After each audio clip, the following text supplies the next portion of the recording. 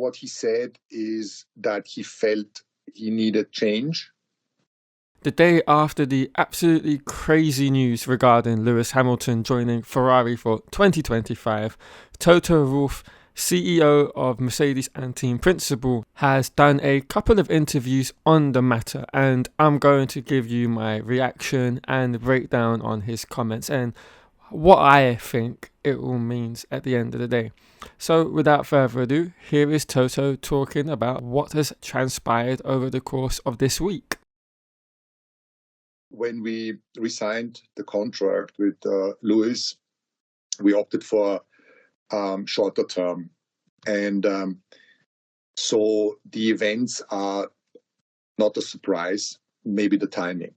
So what happened is that we got together for coffee in my place in Oxford, and him returning to the factory. And he said to me that he has decided to race for Ferrari in 2025. And that was basically it. And we had a good hour of conversation.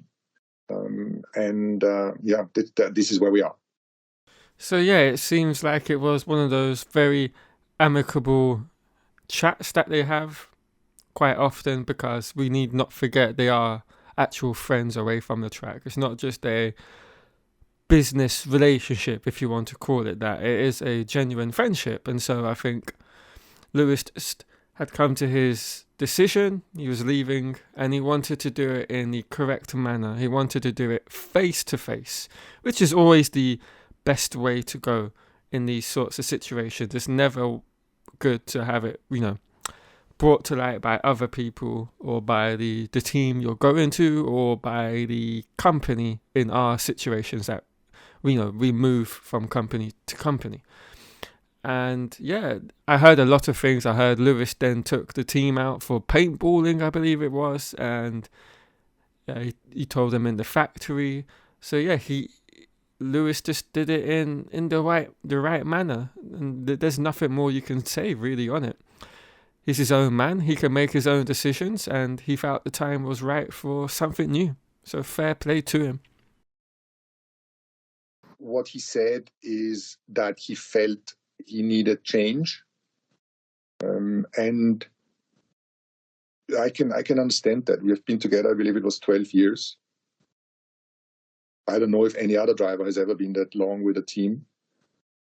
We've had tremendous success, and I think we looked, we shared the opinion when we decided to sign a short-term contract that there may be opportunities for him and for us. And therefore, I think also maybe one of the consideration was the opportunity to sign a longer-term contract with Ferrari and give it a really big go at the end of his career.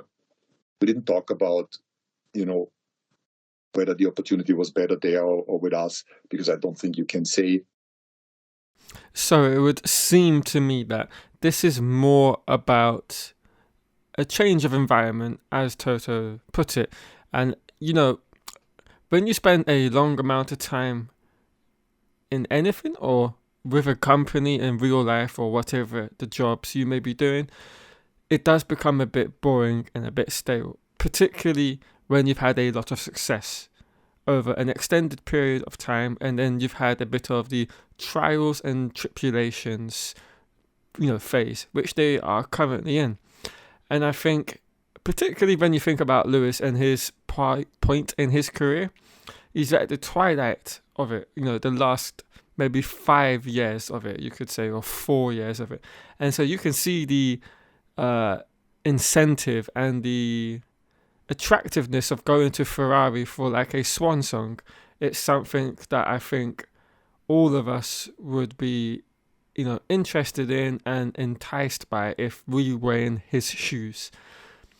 And I think that's what it's all about. It's not because Mercedes aren't competitive and he just wants to jump team and hope Ferrari are. I think at least for the first year, he knows Ferrari for 25 will not be that competitive in relation to Red Bull and whoever else may be in the top 2 or 3 teams. I think he's hedging his bets for 2026 if he's thinking that far ahead, which I do think he is. I think it's more about in the short term, the next couple of years, about him enjoying a different environment and a different challenge, and Ferrari will give him that.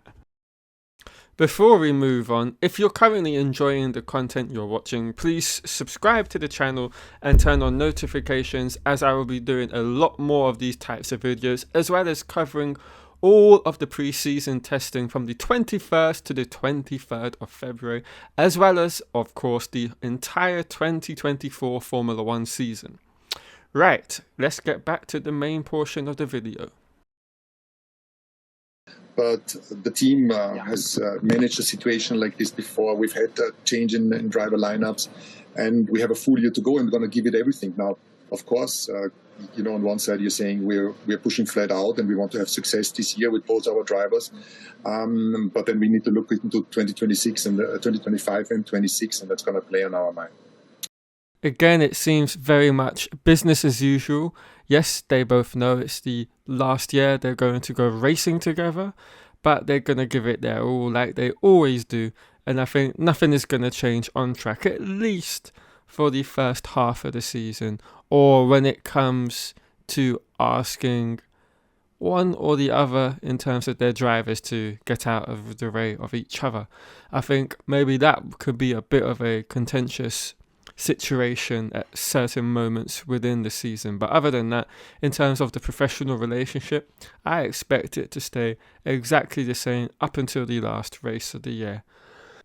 They've spent far too long together to end it on a sour note. They will be looking to make this season as successful as it can possibly be, and hopefully try and get some wins to go out on a high.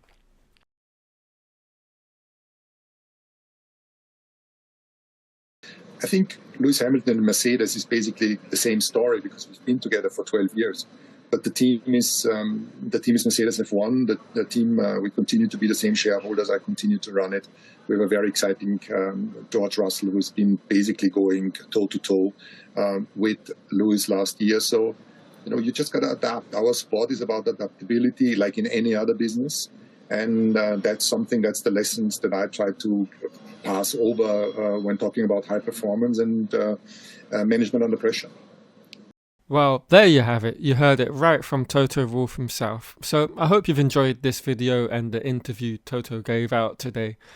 If you have, leave a like, subscribe for more original content in terms of Formula 1 videos as I do on the channel, and I will catch you all next week for some more F1 2024 car launches, and then I'm most likely going to be live streaming the pre-season testing. So see you then.